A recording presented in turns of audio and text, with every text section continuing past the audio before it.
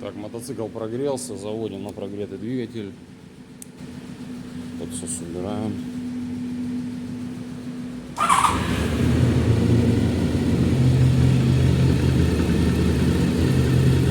Работает чисто, без посторонних металлических шумов. Все четко. Газуем.